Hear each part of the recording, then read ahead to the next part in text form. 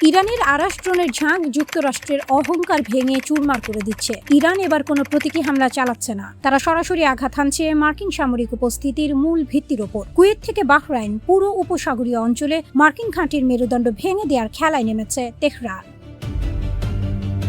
ইরানি গণমাধ্যমের দাবি অনুযায়ী ঢেউয়ের মতো ধেয়ে গেছে দূরপাল্লার আরাস ড্রোন। তাদের প্রধান টার্গেট ছিল কুয়েতের মার্কিন ব্যারাক এবং একটি অতি গুরুত্বপূর্ণ মার্কিন সামরিক লজিস্টিক সেন্টার। ব্যারাক হলো সেই জায়গা যেখানে মার্কিন সৈন্যরা বাস করে এবং অপারেশনের প্রস্তুতি নেয়, আর লজিস্টিক সেন্টার হলো মার্কিন সামরিক অভিযানের লাইফলাইন। জ্বালানি, গোলাবারুদ, খুচরা যন্ত্রাংশ আর রসদ সরবরাহের মূল কেন্দ্র এটি। ইরান খুব ভালো করেই জানে কোথায় আঘাত করলে পেন্টাগন পঙ্গু হয়ে পড়বে। এই লজিস্টিক নেটওয়ার্ক স্তব্ধ করে দেওয়ার মানে হলো পুরো মধ্যপ্রাচ্যে মার্কিন সেনাদের রসদ ও রণপ্রস্তুতি এক ঝটকায় ধুলোয় মিশিয়ে দেয়া।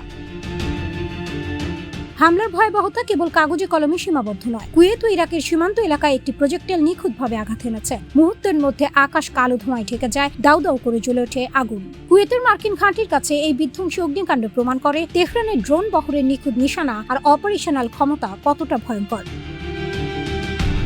ইসলামিক রিভলিউশনারি গার্ড কর্পস বা IRGC এক বিবৃতিতে জানিয়েছে, এই দফায় তারা একটি ক্ষেপণাস্ত্র প্রতিরক্ষা নজরদারি রাডার, বেশ কয়েকটি প্রধান মার্কিন অস্ত্রাগার এবং দুটি হিমার্স surface two surface missile launcher গুড়িয়ে দিয়েছে। সেই সাথে ওই সিস্টেমে বরাদ্দ থাকা বেশ কিছু মিসাইলও ধ্বংস করা হয়েছে। বিবৃতিতে বলা হয়েছে, আমেরিকান শত্রুও এই অঞ্চলে তাদের ঘাঁটির আয়োজকদের জানা উচিত রেড লাইন বা লাল রেখা অতিক্রম করা এবং মানুষ ও বেসামরিক অবকাঠামোতে আক্রমণ করার জন্য অত্যন্ত মারাত্মক ও করুণ মূল্য দিতে হবে। শত্রু যদি এই ধারা অব্যাহত রাখে তবে সামনে আরও বিধ্বংসী জবাব আসছে, এমন জবাব যা যুদ্ধের ইতিহাসে স্মরণীয় হয়ে থাকবে। কুয়েত প্রশাসন নিজেদের মুখ বাঁচাতে দাবি করছে যে তারা রাতে ডজন ডজন ড্রোন ইন্টারসেপ্ট করেছে। বাসিন্দাদের বিস্ফোরণের শব্দে আতঙ্কিত না হতে অনুরোধ করেছে। কিন্তু কুয়েতের আকাশ প্রতিরক্ষার দেয়াল ভেঙে মার্কিন অস্ত্রাগার পুড়িয়ে দেওয়ার মাধ্যমে ইরান নিজের শক্তির চরম জানান দিয়েছে।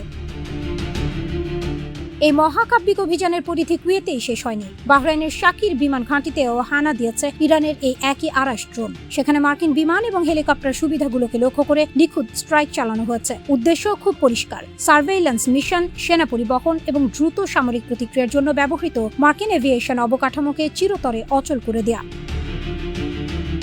ব্যারাক, লজিস্টিক হাব এবং এয়ারবেস, মার্কিন সামরিক সক্ষমতার এই তিনটি মূল স্তম্ভকে একযোগে নিশানা করে ইরান প্রমাণ করেছে যে তারা পুরো উপসাগর জুড়ে একই সাথে একাধিক মার্কিন ঘাঁটিকে স্তব্ধ করে দেওয়ার ক্ষমতা রাখে।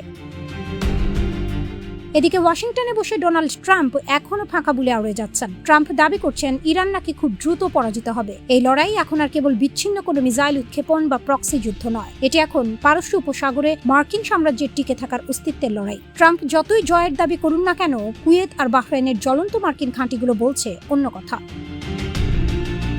মার্কিন আগ্রাসনের দাঁত ভাঙা জবাব দিয়ে তেহরান বিশ্বকে দেখিয়ে দিচ্ছে লড়াইয়ের গতি আর নিয়ন্ত্রণ এখন হোয়াইট হাউসের হাতে নেই, তা রয়েছে ইরানের কমান্ড সেন্টারে।